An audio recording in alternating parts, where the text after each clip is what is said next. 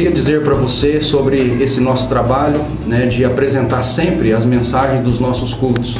Eu sou o pastor Elimar, aqui da Igreja Presbiteriana Central de Frutal, e nós temos aqui na nossa igreja o Ministério Comunica. Esses irmãos desse ministério fazem toda a divulgação da nossa igreja, e eles fazem também esse trabalho de divulgar as nossas mensagens na internet.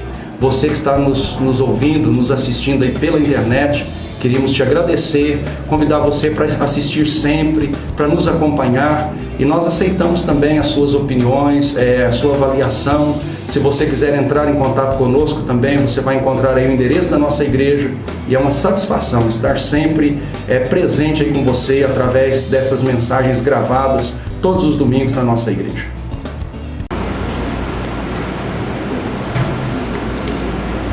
Querido, eu queria te pedir mais 20 minutos da sua preciosa atenção, e assim a gente já encerra o culto nesta noite.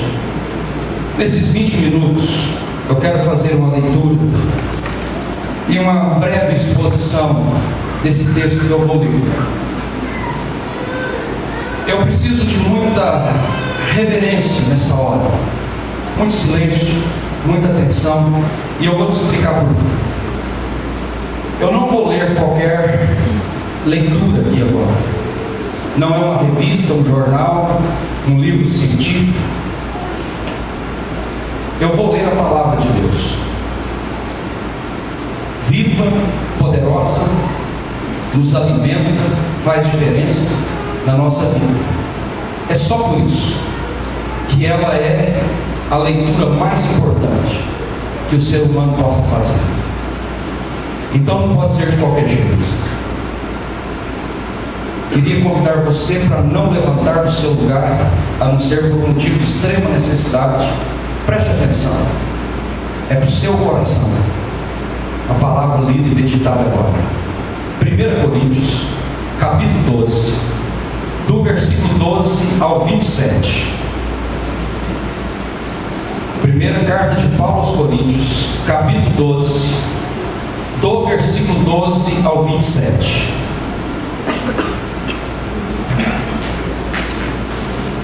Porque assim como o corpo é um, e tem muitos membros, e todos os membros, sendo muitos, constituem um só corpo, assim também com respeito a Cristo.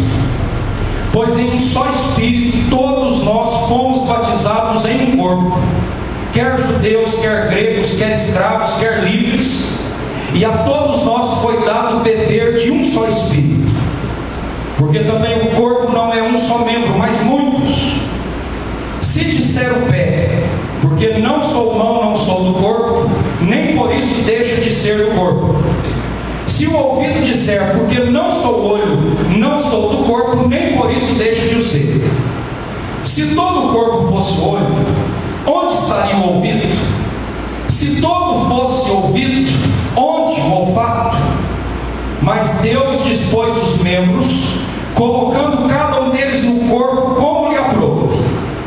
Se todos, porém, fossem um só membro, onde estaria o corpo? O certo é que há muitos membros, mas um só corpo. Não podem os olhos dizer à mão, não precisamos de ti, nem ainda a cabeça aos pés, não preciso de vós. Pelo contrário, os membros do corpo, que parecem ser mais fracos, são necessários. E os que nos parecem menos dignos no corpo, a estes damos muito maior honra, tanto os que em nós não são decorosos, revestimos-nos de especial honra. Mas os nossos membros nobres não têm necessidade disso. Contudo, Deus coordenou o corpo, concedendo muito mais honra àquilo que menos tinha, para que não haja divisão no corpo. Pelo contrário, cooperem os membros com igual cuidado em favor uns dos outros, de maneira que se um membro sofre, todos sofrem com ele, e se um deles é honrado, com ele todos se regozijam. Ora, vós sois corpo de Cristo, e individualmente membros desse corpo. Irmãos, é interessante nós observarmos as figuras que a Bíblia coloca para nós para falar sobre a igreja. A Bíblia fala da igreja como sendo um edifício, onde tem uma base forte, onde tem uma pedra de canto, e onde pedras são colocadas até completar todo o edifício. A Bíblia fala para nós acerca da igreja como sendo a noiva, que aparecerá adornada para o noivo no final dos tempos. É a figura escatológica da igreja, a figura do fim, a noiva encontrando com o noivo. Mas a Bíblia fala para nós acerca da igreja como sendo um corpo, e esse texto que nós lemos fala desse corpo. O objetivo da igreja, quando nós olhamos na perspectiva do corpo, não é simplesmente reunir aqui todos os domingos. Isso é muito gostoso, muito salutar e precisa ser assim. Nós estamos projetando a construção de um templo maior. Vocês vão participar dessa história. Templo aí para abrigar 3.000 pessoas na cidade frutal. Precisa ser assim. Precisa abrigar as pessoas, congregar na presença do Senhor, domingo após domingo. Mas a igreja não é só isso. Essa reunião formal de cânticos, leitura da palavra e oração. A igreja é mais do que isso. A igreja é um organismo vivo. A Bíblia apresenta a nós a figura de um corpo. Isso é um organismo vivo. E sendo esse organismo vivo, nós somos convidados a viver uma vida de comunhão. E aí eu quero fazer uma pergunta e responder essa pergunta olhando para esse texto do corpo. Como fazer a nossa comunhão ficar intensa e saudável? Como fazer a nossa comunhão ser gostosa? A nossa convivência ser saudável? Como fazer a gente apaixonar pela igreja, pela reunião dos irmãos? O que nós temos que entender para isso acontecer e ficar gostoso, esse negócio da gente congregar, da gente viver juntos, da gente ser um verdadeiro corpo? Primeiramente, queridos, para essa comunhão ficar intensa e saudável, nós precisamos entender que a igreja é formada por pessoas diferentes. E eu já vejo isso no primeiro versículo do nosso texto, ou seja, o versículo 12. O apóstolo Paulo diz assim: porque assim como o corpo é um e tem muitos membros, e todos os membros, sendo muitos, constituem um só corpo. Essa é a nossa figura, a figura da igreja. Somos muitos membros, e cada um diferente do outro. Tem que se entender isso. Olha à sua volta, olha para frente. Se quiser olhar para trás, você vai perceber nitidamente essa diferença. Daqui na frente é legal de se ver. Tem gordo, tem magro, tem baixo, tem alto, tem moreninho, tem clarinho, tem mulher, tem homem, tem velho, tem jovem, tem criança, tem gente estudada, tem gente que não estudou, tem uns mais ricos, tem uns mais pobres, tudo diferente, ninguém igual. É o corpo de Cristo, é a igreja, é o ambiente da nossa comunhão. É aprender na prática a conviver com a diferença. Isso é tremendo. Só o nosso Deus conseguiria fazer esse negócio, criar gente desse jeito. Ninguém igual a ninguém. Pensa diferente, fala diferente, age diferente, tudo diferente, nada igual, mas somos o corpo. Aquelas pessoas que às vezes têm dificuldade em comunidade, precisa aprender isso. Eu já ouvi gente petulante dizer assim, presta atenção nisso: se todo mundo fosse igual a mim, o mundo era diferente. E eu olhei e imaginei, era mesmo, pegava fogo. Já não existia mais mundo se todo mundo fosse igual a você. Creia nisso, viva isso. absorve isso, abraça isso. Não tem ninguém igual a ninguém. Crente não é igual um ao outro. É todo mundo diferente. Agora tem que aprender a saborear isso. Tem que aprender a admirar isso. Tem que aprender a saborear essas diferenças, tanto do corpo como da cabeça, da visão. Nós somos muitos membros. Isso equivale a dizer que tem mão, tem braço, tem perna, tem dedo, tem olho, tem ouvido, tem nariz. Nada igual a nada. Tudo diferente, mas tudo funcionando em harmonia. Se nós queremos uma comunhão intensa, o primeiro princípio é esse: para de querer viver com gente igual a você. Aprenda a viver com gente diferente aqui na igreja, por favor.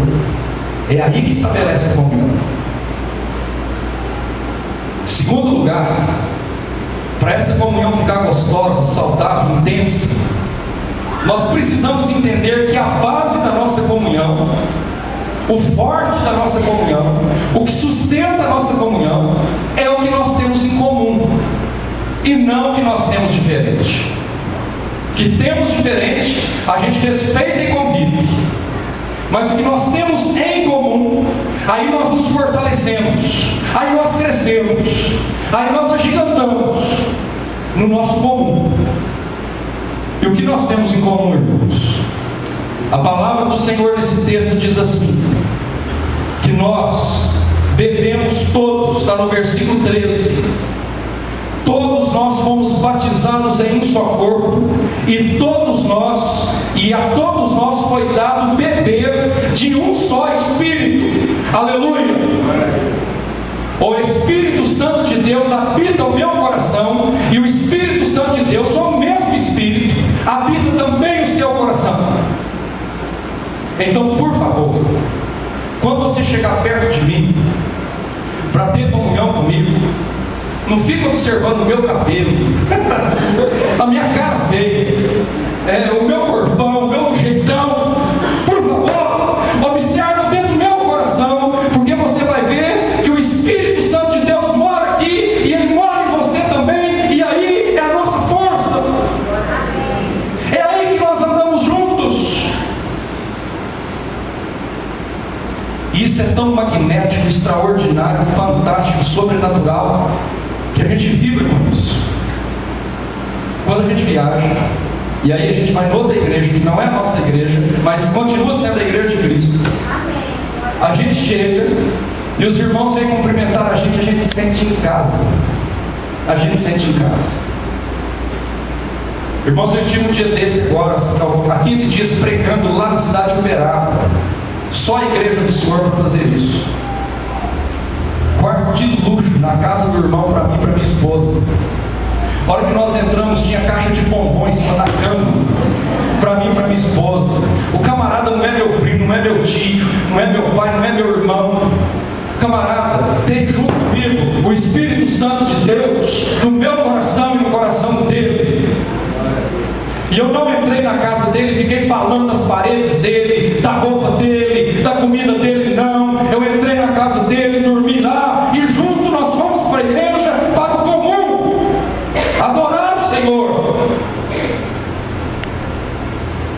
Tem um vínculo entre nós, e esse vínculo é forte. Nós bebemos do mesmo Espírito. Roberta, Rosemiro, demais irmãos, nós não estamos fingindo. Vocês são nossos irmãos. Nós somos ligados pelo vínculo do Espírito Santo de Deus. É a comunhão da igreja.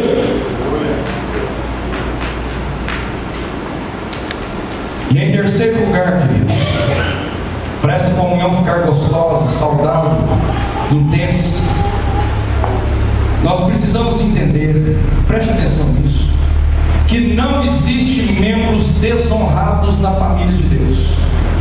Vou falar para você de novo: não existe ninguém, nenhum membro desonrado na família de Deus. Olha o versículo 22 e o versículo 23. Pelo contrário, os membros do corpo que parecem ser mais fracos são necessários. e os que nos parecem menos dignos no corpo, a estes damos muito maior honra, também os que em nós não são decorosos, revestimos de especial honra. Então, a comparação que o apóstolo Paulo fala é assim: tem alguns membros saindo do corpo, alguma peça no seu corpo, que parece insignificante, mas ela é extremamente importante. Quando a gente está pregando a palavra, principalmente para jogar para a internet, a gente não pode arriscar certas coisas, né? O pregador precisa ficar dentro da área dele. De vez em quando a gente arrisca na medicina. Isso é complicado. Mas dizem que se cortar os seus 2 dedinhos minguinhos lá no pé, você não para em pé. O pessoal da medicina depois confirma ou não isso na internet. Mas eu ouvi falar isso. É importante para o equilíbrio. Se você cortar esses 2 dedinhos, você terá dificuldade em se equilibrar. Eles são importantes, mesmo que eles tenham aqueles calos grandes que ficam machucando você na hora que você calça um sapato apertado. Às vezes a ciência ainda não descobriu a necessidade da apendicite, mas tem, vai descobrir ainda. É um membro do nosso corpo que está ali, ainda que seja para inflamar e ser retirado numa cirurgia para quebrantar o seu coração, ele presta. Não existe membros desonrados na igreja do Senhor. E quando você abre a palavra do Senhor no Salmo 116, você vai perceber um texto lindo que está lá no Salmo, ou melhor, no Salmo 16, no versículo 3. Diz assim: quanto aos santos que há na terra, são eles os notáveis, nos quais tenho todo o meu prazer. É Deus que está dizendo isso aqui. Quanto aos santos que há na terra, são eles os meus notáveis, em quem eu tenho todo o meu prazer. Isso nos leva a repensar alguns conceitos, irmãos. Isso nos leva a repensar o conceito do irmão mais fraco. Porque às vezes ele é mais fraco, sim, mas ele não deixa de ser filho de Deus. E se é filho de Deus, então ele é príncipe do Senhor. E ele é meu irmão, e ele é seu irmão. E ele deve ser honrado por nós. Ah, como eu gosto disso. Um dia eu li esse texto e fiquei entusiasmado.